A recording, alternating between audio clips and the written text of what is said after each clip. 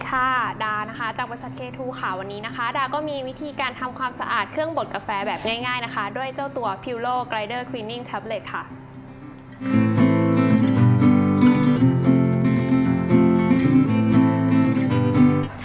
ซึ่งเจ้าตัวนี้นะคะที่เราบอกว่าง่ายดายนะคะซึ่งเราไม่ต้องแกะชิ้นส่วนเครื่องบดแม้แต่ชิ้นเดียวค่ะแล้วเจ้าตัวนี้นะคะยังช่วยขจัดคราบมัน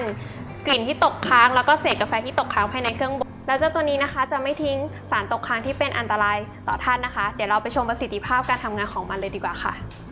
ก่อนอื่นนะคะก่อนที่เราจะทำความสะอาดเราก็ต้องเก็บเมล็ดกาแฟก่อนนะคะ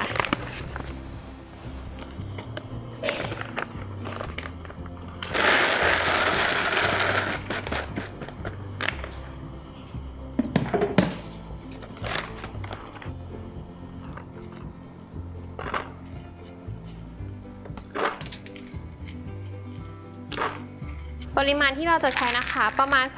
35-40 กรัมนะคะหรือประมาณ1ฝาค่ะหลังจากนั้นนะคะเราก็จะเทเม็ดทำความสะอาดลงไปที่บริเวณฟันบดค่ะหาภาชนะปิดไว้เพื่อกันไม่ให้กระเด็นออกมานะคะ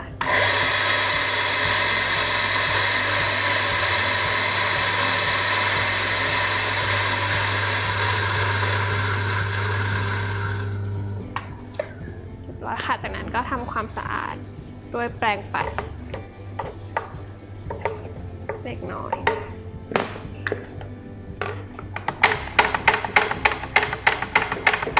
หลังจากที่เราใช้เม็ดทำความสะอาดนะคะ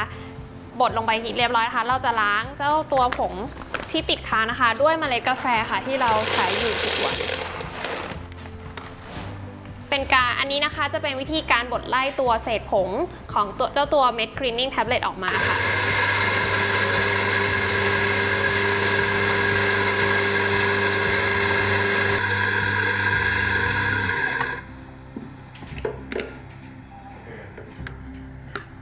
หลังจากที่เราไม่เห็นเศษผงขาวๆของเจ้าตัว Cleaning Tablet นะคะก็ถือว่าเป็นการไล่ที่สะอาดเรียบร้อยแล้วค่ะแล้วก็เราก็โดสเจ้าตัวผงออกมาทิ้ง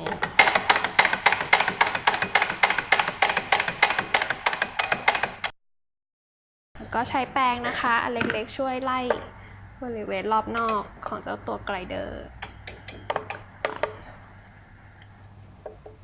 เป็นไงกันบ้างคะกับเจ้าตัวเม็ดทำความสะอาดเครื่องบดกาแฟ Puro Grinder Cleaning Tablet วิธีการไม่ยุ่งยากเลยใช่ไหมคะสำหรับผู้ที่สนใจข้อมูลสินค้านะคะสามารถติดต่อสอบถามได้ที่บริษัท K2 จำกัดหรือสามารถช้อปปิ้งออนไลน์ได้ที่ www.a4coffee.com สำหรับวันนี้นะคะดาก็ขอตัวลาไปก่อนค่ะสวัสดีค่ะ